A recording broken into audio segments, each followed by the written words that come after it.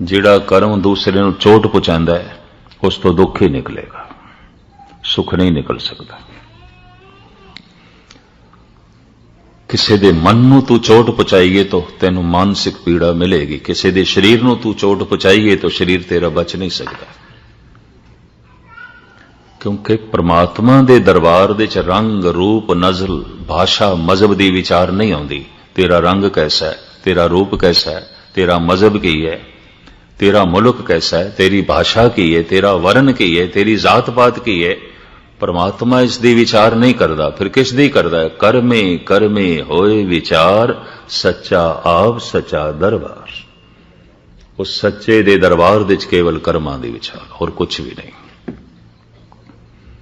तेरा मजहब की है, तेरा मुल्क की है, तेरा रंग रूप कैसा है, तेरी भाषा की है, जात पात की है, गोत की है, घराना की है, कुछ भी नहीं।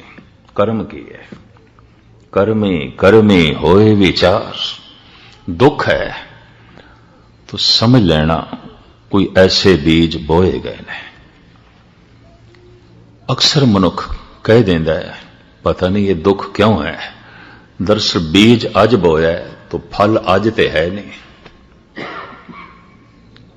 बीज फल तक अपड़े विचकार काफी समय का गैप है, अंतराल है। अज बीज बोया है, 2 साल 4 साल 10 साल बाद किधरे फल है। तो कई दफा पता ही नहीं चलता ये दुख पता नहीं किहड़े बीज का फल है, मैं कदों बोया सी। श्री कबीर कहते अपने कर्म की गत मैं क्या जानो, मैं क्या जानो बाबा रे। हे प्रभु मैनू कुछ नहीं पता, मैं नहीं जानता। क्यों? तू ऐसा नियम बनाया, तू ऐसी मर्यादा बनाई है, बीज हुण बोईए ते हुणे फल नहीं है। उड़ीक करनी पड़ेगी, उड़ीक करनी पड़ेगी। मैं कणक अज बोई है, अज कणक नहीं है। मैं अज अंब का बूटा लाया है, अज मैनू अंब नहीं मिलने। मैं अज अंगूर की बेल लाई है, अज अंगूर कोई नहीं। आदमी फल लई, फुल्लां लई, अन्न लई 6 महीने, साल, 2 साल, 5 साल, 10 साल इंतजार कर सकता, करता है। सारी दुनिया चाहती है। पाठ कीता है, जप कीता है, अमृत वेले उठ्या है, कहंदे अज पाठ ते बड़ा कीता है, जब तक ते बड़ा कीता है, होया ते कुछ भी नहीं। ऐसे मिलते ने मैनू, होया ते कुछ भी नहीं, हद हो गई। अंब दा बूटा तू लाया है और तेरा विश्वास कायम है, कोई नहीं 2-4 साल बाद फल आएगा, आएगा। कई दफा मासूम बच्चे होंदे ने, क्योंकि मैं पिछे किसान का ही बच्चा रहा, घराना किसानां दा सी। बचपना ऐसा होंदा है, बीज हुण बोया है सवेरे ते शाम नूं फरोल के वेखदा पिया पुंगरदा पिया कि नहीं। बेसबरी बेसबरी। फिर सवेरे मिट्टी हटा रहा है। ये मैं इस वास्ते कह रहा, बहुत पुरानी गल, देश की वण तो पहली दी गल, फुल्लां दे बीज मैं बोए छोटे होंदे आ ते मैं शाम नूं फरोल के वेखा पिया। मां कहन लगी की कर रहे, सवेरे ते बोए ने। ते मैं देखदा पिया पुंगरदे पए ने कि नहीं, सबर कर भाई, 5-10 दिन सबर कर। मैं सवेरे देखा, शामी मिट्टी हटावां, सवेरे मिट्टी हटावां। एक दिन पिताजी ने कहा नहीं पुंगरनगे, तो बीज खराब कर देता है। इन्नी बेसब्री। बोए ने तो जरा सब्र रख। सवेरे मिट्टी हटा के देखना है, शामी मिट्टी हटा के देखना है, इतनी बेसब्री। किते थोड़ा जिहा पाठ सवेरे कीता है, गुरुद्वारे आके मत्था टेकिया, किधरे कड़ा प्रसाद दी देग भी कराई होगी, चलो लंगर भी कराया होगा, गुस्ताखी माफ।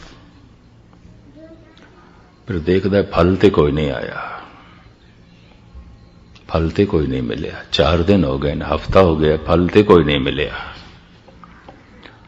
मैं अर्ज करा, हो सकता है जमीन ते बोया होया बीज व्यर्थ भी चला जाए, कई बीज नहीं पुंगरदे, पर शुभ कर्मां दा बोया होया बीज जो अंतशकरण दी धरती दे च बोया है, एक तिल नहीं भन्ने घाले। महाराज दी बाणी कहती एक तिल जिन्नी घालना भी व्यर्थ नहीं जाएगी, फली बहुत होगी, लाजमी होगी। पतत पावन हर बिरद सदाए, एक तिल नहीं भन्ने घाले। तिल जितनी भी व्यर्थ नहीं जा, पर सबर ते रख। सबर ए स्वाओ जे तू बंदा दृढ़ करें, वध थी वे दरियाओ टुट न थी वे वाहड़ा। बाबा फरीद, सागर की तरह हो जाएगा अगर तू सबर रखिया, ते बेसबरी नाल तू मिट्टी हटांदा रहा तो शायद बीज पनपन तो रह जा। इधर तू शुभ कर्म कीता, इधर तू गुरु ते गिले भी करदा रहा, तो गिले करना एक होर कर्म हो गया, इसका भी अपना फल है। फिर तो मैं अर्ज करा, हुक्म लिख दुख सुख पाई है। लिखे हुए हुक्म दे मुताबिक दुख चलता है, सुख चलता है। लिखे हुए हुक्म दे मुताबिक कोई उत्तम है, नीच है। बो दिता है बीज तो फल ते झोली दे च आवेगा। हाफिज होए ने ईरान दे च एक सूफी संत, मैं इन्हां दा मकबरा देखिया सी शिराज दे च। ईरानी कारीगरां ने ते ईरानी श्रद्धालुआं ने कच्छ नूं ढाल के मकबरा बनाया है। ये नहीं कच्छ लिया के उत्थे फिट कीता, नहीं, कच्छ नूं पिघला के दीवारां, गुंबद सारा ही कच्छ। और ईरानी कारीगरी का एक नमूना है, दुनिया तो लोकी आउंदे ने देखते ने। कबर ते सोना चाड़िया है, सारा दिन उसदे कलाम दी टेप चलती रहिंदी है। उर्दू, परशियन ते इंग्लिश दे नाल नाल उसदा अनुवाद भी चलता रहिंदा है, ताकि लोकां नूं पता चले फकीर की कहंदा है। जो आए ने देखण उन्हां नूं पता ते चले फकीर की कहंदा है। हाफिज दा एक मित्र सी, बड़ी दुखी हालत दे चो हाफिज दे कोल गया, अपने दुखां दा रोना उसने रोया। तो हाफिज दा एक कलाम मैं थोड़े सामने रखा, वो कहंदा है, यार रा खुद करदा ला इलाज नेस्त। ध्यान नाल सुनना, यार रा खुद करदा रा इलाज नेस्त, करदनी ख्वैश ओ आमदनी पेश। ऐ मेरे मित्र, जो तू कर चुके हैं इहदा इलाज मेरे कोल नहीं है। जो तू बो चुके हैं इहदा इलाज मेरे कोल नहीं है। जो तू बो चुके हैं ये फल झोली दे च पाण नूं राजी हो जा, मैं कुछ भी नहीं कर सकता। क्यों? ये विधान खुदा दा है, मेरा नहीं। ये नियम उसदा है, मैं उसदे नियम दे च मुदाखलत नहीं कर सकता, मेरी पहुंच ही नहीं है। संत दा कम है, फकीर दा कम है उसदे नियम दी जानकारी करा देवे, बस इतना। उदा धर्म, धर्म तो मुराद मर्यादा दी जानकारी करा दे। संत उसदे नियम नूं बदल नहीं सकता, संत उसदे नियम दी जानकारी करा सकता है। इस वास्ते वो कह रहे है, यार रा खुद करदा रा इलाज नेस्त, करदनी ख्वैश ओ आमदनी पेश। जो तू कर चुके हैं भोगण लई तैयार हो जा, मेरे को इसका कोई इलाज नहीं। धन गुरु नानक देव जी का बोल थोड़े सामने रखा, इंज कह लो, इस युग दे अवतारी पुरुष का फैसला, भाई रे मत कोई जानो अवर किसी के किछ हाथ है, सब करे कराया जरा मरा ताप सिरत साप, सब हर के वस है लाग सके ना बिन हर के लाया। कोई नहीं देता किसी को सजाएं, सजा बन के आती हैं अपनी खताएं। गुरु नानक देव जी महाराज कहते ने, मत कोई जानो अवर किसी के किछ हाथ है, किसी दे हथ च कुछ भी नहीं है। जो तू कर्म कीते ने उन्हां दा ही रब्बी फैसला तेरी झोली च पिया है, और कुछ भी नहीं। कोई किसी नूं सजा भी नहीं दे सकता। हां, दिखाई देंदा है उन्हें चोट पहुंचाई है, उन्हें चोट पहुंचाई है। कोई नहीं देता किसी को सजाएं, सजा बन के आती हैं अपनी खताएं। अक्सर ही ऐसा होता है। एक संत नूं समझ आ जाती है। मैं पढ़ रहा सी एक दिन इतिहास, महात्मा बुद्ध चल रहे सन ते पत्थर नाल ठोकर खा के गिर गए। उठदियां सार फिर पत्थर नूं नमस्कार पे कर देन। नाल उन्हां दा चचेरा भरा आनंद सी, कहने लगे इस पत्थर नूं ये चुक के परे सुटिए। उन्होंने वाकई चुक के एक पासे भी कर दिता। ये कोई मत्था टेकण दे लायक है? थोड़ा पैर जख्मी कर देता है। महात्मा बुद्ध कहते आनंद, एक कर्जा से निबड़ गया, निबड़ गया, तू हुण होर कर्जा ना चढ़ा मेरे ते। एक कर्जा सी मेरा, निबड़ गया। ये जख्म लगे, निबड़ गया। नहीं तो छोटी जी चोट भी शायद किते अगले जन्म का कारण ना बनती, निबड़ गया। मैं इस वास्ते धन्यवाद किया है। पत्थर इस जिंदगी च मिल गया, चंगा है, एक बाहर ले गया। इस तरह के सोचने वाले भी हैं। इस वास्ते गुरु नानक देव जी महाराज कहते हैं, हुक्म लिख दुख सुख पाइए। तो लिखिया होया की है, करमी करमी होए विचार, सच्चा आप सच्चा दरबार। चूंकि कर्मानुसार दुख ते सुख है, ते बनाया परमात्मा का नियम है। इस वास्ते भगत कहते हैं, सब कुछ तेरे हाथ च, नियम ते तेरा बनाया, कोई साडा थोड़ी बनाया। भगतां दी गल समझ दे च नहीं आई। जब भगत कहते हैं सब कुछ तेरे हाथ च है, तो तेरे हाथ तो मुराद ये नियम तू बनाया है, असी नहीं बनाया। साडा कुछ भी नहीं है, ये नियम तेरा बनाया है। इस वास्ते सब कुछ तो है, सब कुछ तो है। नानक हुक्मे जे बुझे ता हाँ मैं कहे ना कोई। जिसनों इस हुक्म की समझ आ जाए कि संसार एक मर्यादा है और एक लीला है, एक तमाशा है, लेकिन लीला ते मर्यादा दे कर्म की जिम्मेवारी सिर्फ मनुख दी है। यह भी उसकी लीला, यह भी उसकी मर्यादा, पशु की जिम्मेवारी नहीं है। अगर पंछी दरख्तां तो फल खा जाते ने ते दरख्त किसी बागबान दे ने, चोरी का इल्जाम उन्होंने ते नहीं आयद हो सकता। प्रकृति वालों इस तरह की उन्होंने खुल है।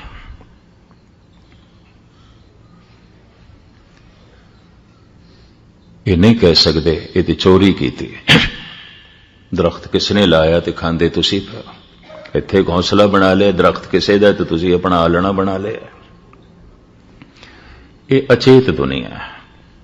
ये ओ ने जो मां की गोद का बच्चा, इस ते कोई जिम्मेवारी नहीं। ये तो मां के पालन नाल पल रहा है, ये तो बेचारा खुद पल भी नहीं सकता, प्रकृति पालना पई करती। जिम्मेवारी मनुख दी है। मनुख परोड़ होया है, सियाणा होया है, और एक परमात्मा का बनाया होया नियम, तू दुखी है तेरे कर्म, तू सुखी है तेरे कर्म। क्योंकि दुख सुख फल है, कर्म बीज है। और किसी का बोया या बीज कोई दूसरा नहीं खा सकता। ऐसा होंदा है, प्यो ने बीजिया जमीन दे पुत्र फसल वड़ रहा है। अंब का बूटा प्यो ने लाया सी, अंब खा रहे ने पोतरे।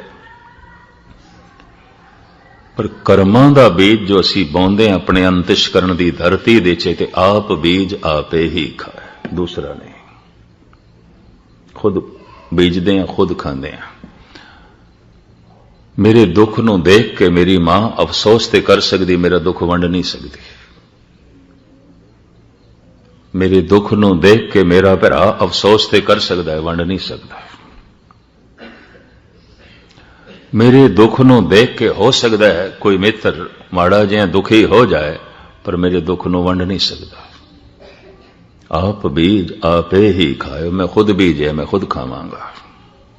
रब्बी नियम, ईश्वरी नियम, परमात्मा का नियम। इस दूसरी पौड़ी दे सतगुरु कहते हैं सब कुछ हुक्म दे च है। हुक्मे अंदर सबको, बाहर हुक्म ना कोय। हुक्म दे की कुछ हो रहा है, सारा ब्रह्मंड हुक्म दे चल रहा है। ऐ मनुख, तू भी उसके हुक्म के मुताबिक होया है। तेरे दुख सुख का फैसला कर्मां अनुसार है, यह भी उसका हुक्म, यह भी उसकी बनाई मर्यादा, इसलिए तेरा कुछ भी नहीं है। कर्मां दी सही तू चोण कर सके, उसने तेनों एक चिराग दे दिता है, दीवा दे दिता है, अकल दा, बुद्धि दा।